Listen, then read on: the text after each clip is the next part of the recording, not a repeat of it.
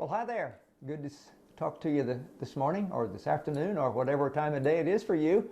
But it's a good day for me, and I trust it's a great day for you. A great day for your marriage. I hope it's just flowing with the wonderful words of God. Okay, we were talking about keeping sweet music in your marriage and keeping certain things out of that. That would be marriage music that's a discord in your marriage. And we want everything to sound right, to look right, and to be right with you, and to be the image of God in front of your children. I'm just hoping that all of us can learn that we're in a laboratory that people will observe, and especially our children. And we want our children to be raised up right in the way that they should go. And the Bible says that they will not turn from that if we raise them up right. Correct. And I know you can do that. So we've said to keep strife and discord out of your marriage, because that's a real killer, and 50% of those in marriage wind up losing their marriage if they live in the strife zone. And we've said also that we should stay away from devitalizing our marriage, taking the life out of it, taking the forces out of it that make life a blessing, marriage a blessing to both of you.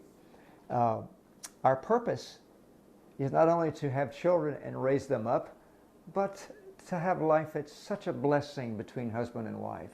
Having that now for, I don't know how many years, 52 we've been married, it's just a wonderful experience. I wouldn't imagine it any other way. And neither will you. If you have a taste of that, you'll know what I'm talking about. And I pray that God will help me to reveal the taste of that wonderful, lovely marriage to you, and so you can stick and stay and stand and endure in that wonderful marriage relationship and have it grow in this wonderful grace. So we want to stay away from strife and discord and quarreling. We want to stay away from devitalizing our marriage through pride, thinking of ourselves more highly than we should. It's the one who does not condescend to each other. It's the one who lifts each other up, builds each other up with encouragement every day, that tends to vitalize a marriage and to keep it strong. And you'll find that that will really do it. If you took yourself and you make sure that you lift up your wife and you lift up your children. And believe me, the blessings will come back to you on every wave. God has said it in so many terms throughout the Bible. If you sow, you're going to reap. If you give, it's going to be given back to you. Good measure, pressed down and even shaken together and running over. That's just the way God works. When you give, He makes sure you receive. If you're open to receiving, He's open to giving to you. Now, we are touching on passive congenial people today. It was strife and it was devitalized, and now it's passive congenial. Now, briefly, let me just say that they seldom fight. They seldom quarrel. And actually, they seldom do anything together. They're like two ships passing in the night. They live at the same house. They probably don't even stay in the same bedroom. They probably have different television sets. They probably have even different friends. I've known people with different friends.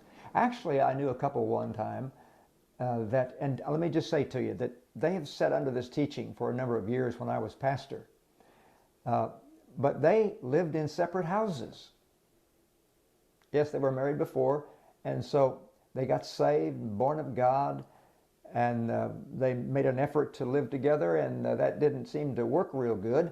So instead of that, they just started living in separate bedrooms, and then it devitalized to the extent that they lived in separate houses. They kept the houses they had in former marriages, and they lived there for, I expect 6 months to a year. They had separate children, and so they kept them apart because they even fought when they would get together.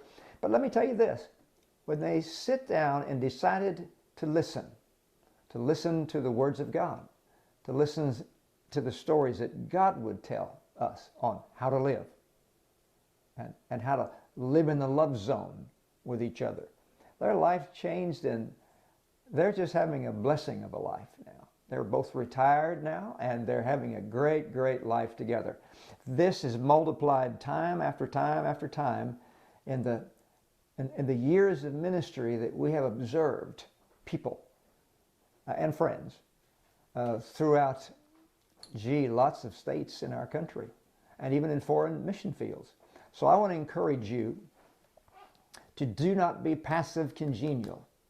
You want to look to be not only congenial, but you want to be like you're on the same ship and not two ships passing in the night. You want to live in oneness of accord. You want to speak love one to another. You want to live that way, because if you do, the blessings of God will come on you and overtake you. Now, I'm going to finish tomorrow on how to keep sweet music in your marriage. Don't miss it, because it's the most important message of all, how to vitalize your marriage, how to keep life in your marriage. And so we'll share that with you tomorrow. In the meantime, be blessed today, and you just have a wonderful day in the Lord.